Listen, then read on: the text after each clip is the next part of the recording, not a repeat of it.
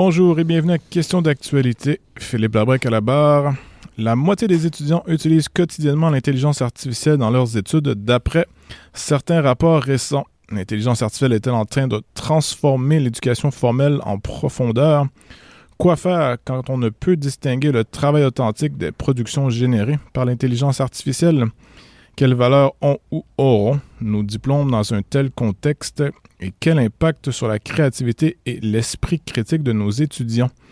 Pour en discuter, Amanda Fakihi, fondatrice de la firme conseil en affaires gouvernementales et en rhétorique nommée Tenet Stratégie. Madame Fakihi, bienvenue. Bonjour, bonjour. Première question, quel est l'état des lieux? Comment est-ce que l'intelligence artificielle est-elle utilisée concrètement là, de nos jours par les étudiants et les enseignants? Alors tout d'abord, je dirais que ce n'est pas un tremblement, mais plutôt un séisme qui bouleverse tout sur son passage. Ça peut être aussi positif que négatif. Et l'intelligence artificielle, actuellement dans le système éducatif, il est utilisé autant par les enseignants que par les étudiants. Donc pour les enseignants, ça peut être la création des plans de cours, la création de quiz. Ça leur permet également de personnaliser également le contenu pédagogique. Et pour les étudiants, je vais dire parce que je suis encore sur les bancs de l'école, donc avec une deuxième maîtrise en économie appliquée, on l'utilise soit pour traduire des documents, soit pour résumer des textes. Donc il existe plusieurs cas d'usage, mais ce qu'il faut savoir, c'est qu'il n'existe pas de cadre réglementaire, de ligne directrice pour le système éducatif. Donc ça veut dire que chaque établissement crée ses propres lignes directrices.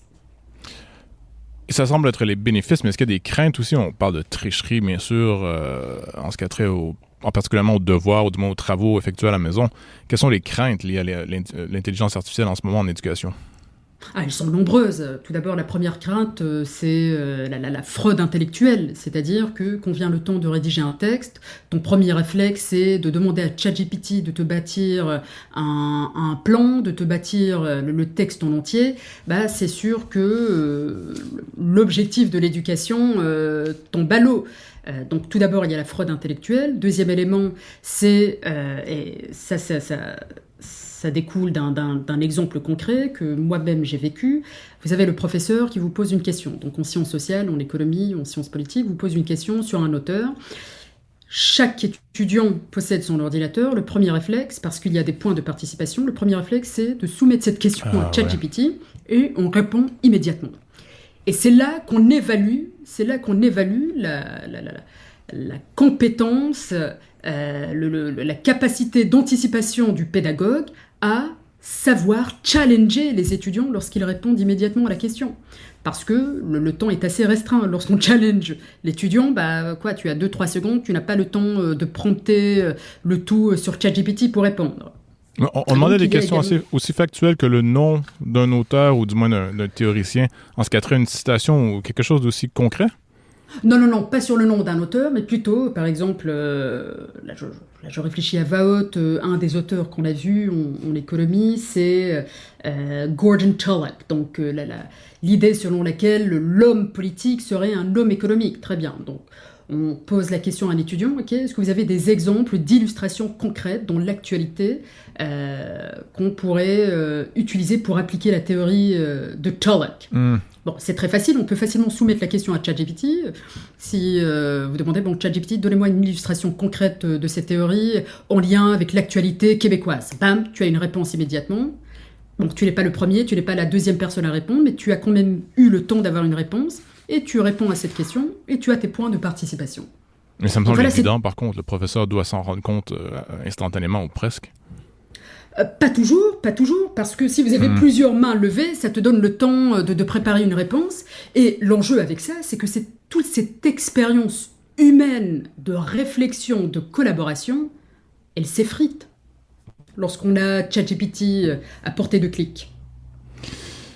Un des dilemmes que ChatGPT en particulier, mais tous les autres outils d'intelligence artificielle semblent apporter en classe, c'est que bien sûr, les gens ou les étudiants vont à la maison, rédige, entre guillemets, un essai presque entièrement à 100% sur ChatGPT. Le résultat est absolument impeccable, digne d'une thèse de doctorat, et le professeur c'est très bien que l'étudiant n'a pas le niveau et pourtant, il est impossible de prouver que la chose est frauduleuse.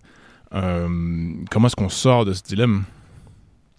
Il faut absolument réinventer le système éducatif de A à Z, c'est-à-dire Abolir les qu'est-ce devoirs. qu'on évalue, abolir les devoirs ou peut-être pas l'abolition des devoirs, ça dépend de quel type de devoir. Devoir noter, du moins. Oui, devoir noter, exactement. Donc j'irai plutôt avec la prépondérance des quiz, des examens sur place, peut-être même réfléchir à restreindre l'usage de l'ordi, des appareils. En cours, on sait bien, hein, lorsqu'on prend des notes de façon manuscrite, à l'ordinateur, mais aussi de façon manuscrite, ça permet une meilleure rétention de l'information parce qu'on travaille nos neurones. Il y a eu des études sur le sujet d'ailleurs, c'est tout à fait vrai. Exactement. Et comment dire, au lieu de tenter de sauver ou de préserver l'éducation formelle, parce que j'ai l'impression que c'est un peu ce qu'on fait en ce moment, dans le sens où on voit les effets délétères de l'intelligence artificielle et de la technologie globalement, notamment les téléphones intelligents à l'école qui ont été bannis au Québec il n'y a pas très longtemps, ou du moins très restreints. Et on tente de sauver un modèle d'éducation dont on a hérité, grosso modo, de la révolution industrielle, ce qui veut dire qu'à l'époque, on voulait préparer des étudiants pour les machines qui allaient opérer dans les usines. Et on a à peu près pas ou peu modifié le système d'éducation depuis. Et là, j'ai l'impression qu'on tente de sauver ce modèle à tout prix sans vraiment se poser la question, devrions-nous pas tenter de réimaginer l'éducation formelle au lieu de tenter de sauver un modèle qui était peut-être voué d'ailleurs à disparaître tôt ou tard?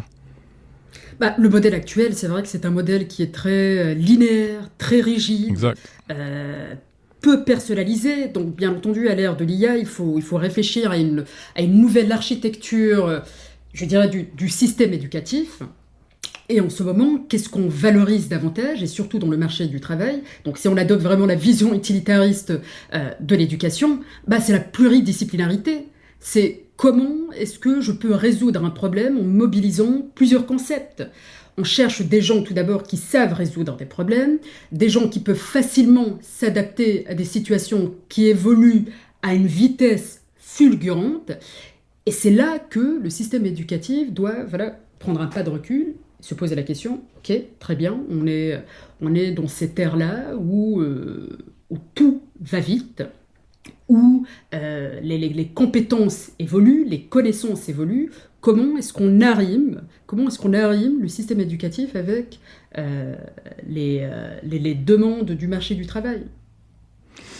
Vous avez mentionné que vous faites une maîtrise en ce moment en économie. Vous avez vécu, disons, l'ère de l'éducation avant ou à peu près au début de l'Internet et celle d'aujourd'hui avec l'intelligence artificielle. Comment, personnellement, utilisez-vous l'intelligence artificielle dans vos études aujourd'hui? Ça serait intéressant de savoir, parce que c'est pas tout le monde qui le fait, surtout des gens, j'ai envie de dire, d'un certain âge, qui ont peut-être pas grandi avec la technologie numérique comme les générations plus récentes. Peut-être donner des exemples concrets de la façon que vous l'utilisez pour vos études et peut-être même pour votre travail, et comment vous arrimez les deux.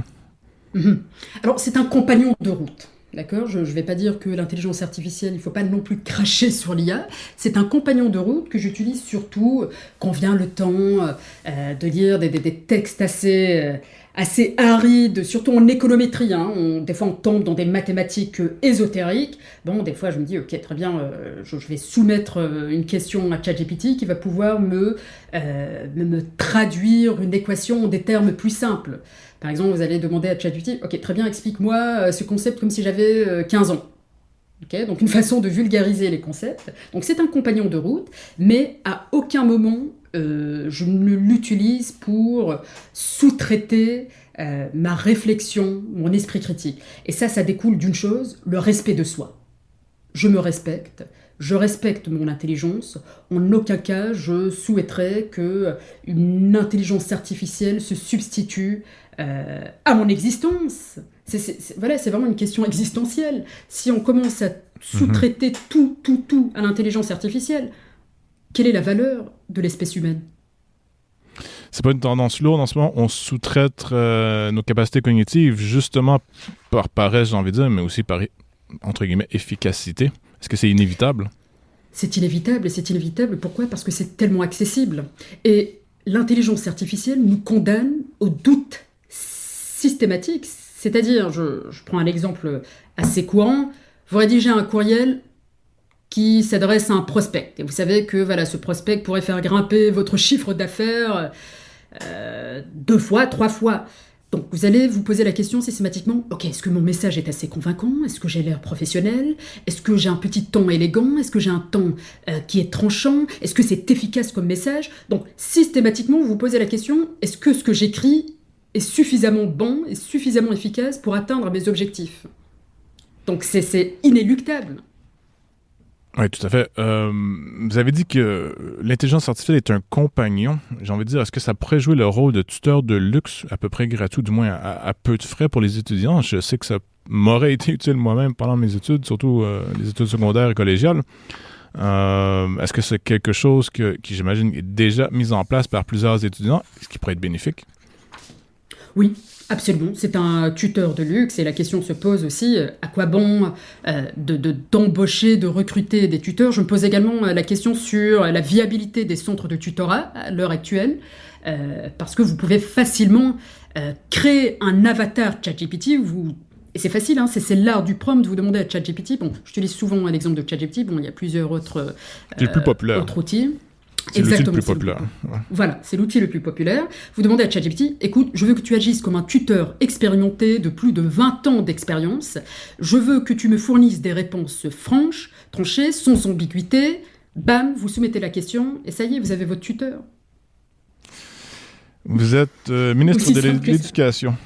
C'est très hypothétique, mais comment, j'ai envie de dire, mettre en place une réforme, ou du moins une philosophie de l'éducation au Québec pour faire face à tous ces défis et arrimer, comme on en parlait il y a quelques minutes, le monde de l'éducation en transformation avec un monde du travail qui est à peu près opaque en ce qui a trait aux changements qui vont prendre place dans les 5 prochaines années. Là, le monde du travail pourrait changer et a déjà changé drastiquement depuis à peine une décennie ou deux.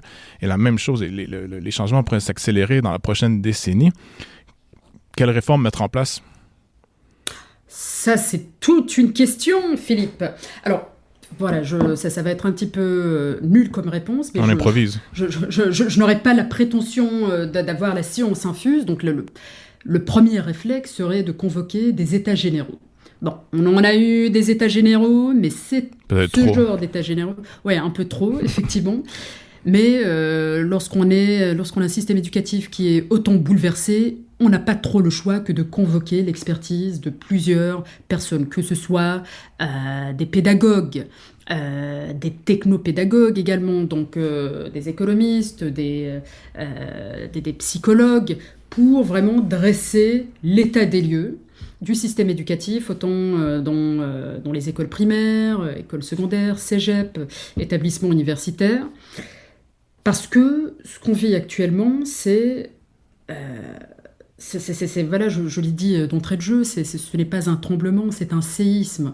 Donc, lorsqu'on se pose la question à savoir, est-ce que je devrais poursuivre mes études universitaires, bien que les études... Plusieurs se la posent en ce moment, hein. Ça, c'est tout à fait vrai. Il y a plusieurs gens qui disent pourquoi, surtout aux États-Unis où ça coûte extrêmement cher d'aller à l'université. Bon, au Québec, c'est largement subventionné, mais pourquoi faire des études de 3 ou 4 ans quand, en fait, ça pourrait mener à absolument rien, car le poste qu'on a en tête, du moins la carrière qu'on a en tête, pourrait ne plus exister, ou du moins être transformée fondamentalement au point est-ce qu'elle serait à peine reconnaissable. Est-ce que les gens devraient se poser cette question? Est-ce que je devrais vraiment continuer mes études supérieures en moins d'1 minute? Alors, en moins d'1 minute, tout d'abord, financièrement, sur le plan financier, ça vaut la peine. Et ça, ce sont les données de 2022 qui nous expliquent que voilà, quelqu'un qui possède un diplôme universitaire, en moyenne, gagne autour de 75 000 versus un étudiant non qualifié, 36 000. Ouais. Donc, sur une carrière complète, apparemment, c'est très lucratif. Ouais. Voilà, sur une carrière complète, exactement. Alors, l'IA, ça ne tue pas les diplômes, mais elle les dévalue si ces diplômes restent figés.